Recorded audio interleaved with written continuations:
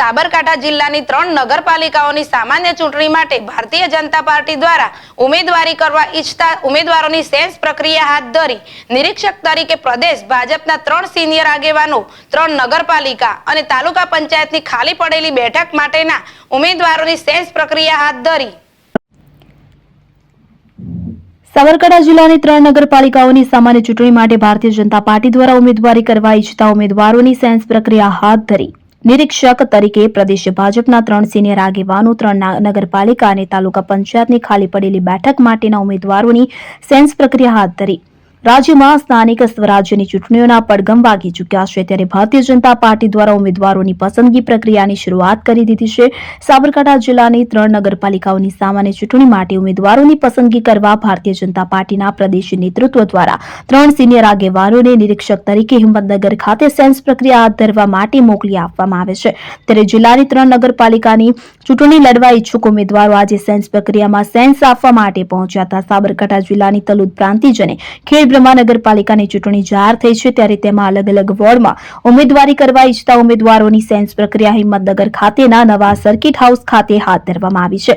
પ્રદેશ ભાજપ દ્વારા ભારતીય જનતા પાર્ટીના પ્રદેશ ઉપાધ્યક્ષ વર્ષાબેન દોશી, ભારતીય જનતા પાર્ટીના પૂર્વ ધારાસભ્ય જગદીશભાઈ પટેલ અને ભારતીય જનતા પાર્ટી પ્રદેશ મહામંત્રી દેવેનભાઈ વર્માને નિરીક્ષક તરીકે મોકલી સાબરકાંઠા જિલ્લાની 3 નગરપાલિકાને ખાલી પડેલી તાલુકા પંચાયતની 4 બેઠકોના ઉમેદવારોની સેન્સ પ્રક્રિયા હાથ ધરવામાં આવી છે। અલગ અલગ તબક્કામાં દિવસ દરમિયાન સેન્સ પ્રક્રિયા હાથ ધરવામાં આવશે અને જે ઉમેદવારોએ ઉમેદવારી નોંધવા માટે વ્યક્ત કરી છે તેઓનો તમામ બાયોડેટા પાર્લામેન્ટરી બોર્ડ ખાતે પહોંચાડવામાં આવશે અને ત્યારબાદ ઉમેદવારોની પસંદગી હાથ ધરવામાં આવશે।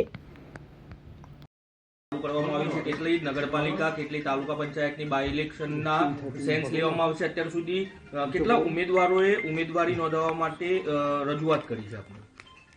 આજે ભારતીય જનતા પાર્ટી તરફથી 27 અને 28 તારીખ તમામ જિલ્લાઓની અંદર જાહેર થયેલી નગરપાલિકા અને પેટા ઇલેક્શનો માટેના નિરીક્ષકોને મોકલવામાં આવ્યા છે। અમે સાબરકાંઠાના જિલ્લાની અંદર મારી સાથે આદરણીય જગદીશભાઈ પટેલ, પૂર્વ ધારાસભ્યશ્રી અને પાટણના પ્રભારી છે, તેમજ દેવેન્દ્રભાઈ અમારા એસસી મોરચાના મહામંત્રી છે। હું વર્ષાબેન દોશી, પ્રદેશ ઉપાધ્યક્ષ।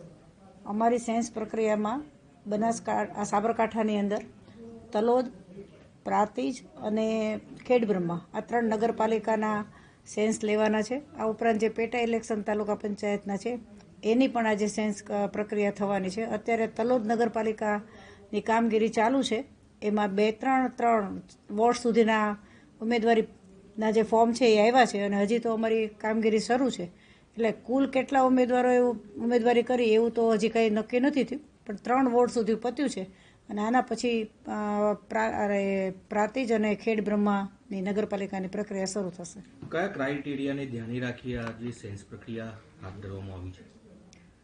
આમ તો ભારતીય જનતા પાર્ટી એ બહુ સ્પષ્ટ અભિગમથી ચૂંટણીઓ લડવાની છે સ્થાનિક સ્વરાજની, ત્યારે એ જે અમને આપવામાં આવેલી ક્રાઇટેરિયાની કામગીરી છે એ અમારે સમજવાની છે, એટલે એ જે પ્રકારે ઉમેદવારી ફોર્મ આવતા જશે એમાં જે અમને સૂચના મળી છે એ પ્રમાણે અમે જોઈ લઈશું। રિપિટિશન થિયરી અપનાવવામાં આવશે એ પાર્લામેન્ટરી બોર્ડમાં બધું નક્કી થશે, જે પરિસ્થિતિ સ્થાનિક પ્રમાણે જે સૂચવવા જેવી યોગ્ય લાગશે એ પ્રકારે પાર્ટી પાર્લામેન્ટરી બોર્ડમાં આ નિર્ણય કરશે। કેટલા નામો આજે વોર્ડ વાઇઝ મોકલવામાં આવશે પાર્લામેન્ટરી બોર્ડ? જેટલા પણ ઉમેદવારી કરશે એ બધા જ ફોર્મ અહીંથી અમારે લઈને જવાના છે।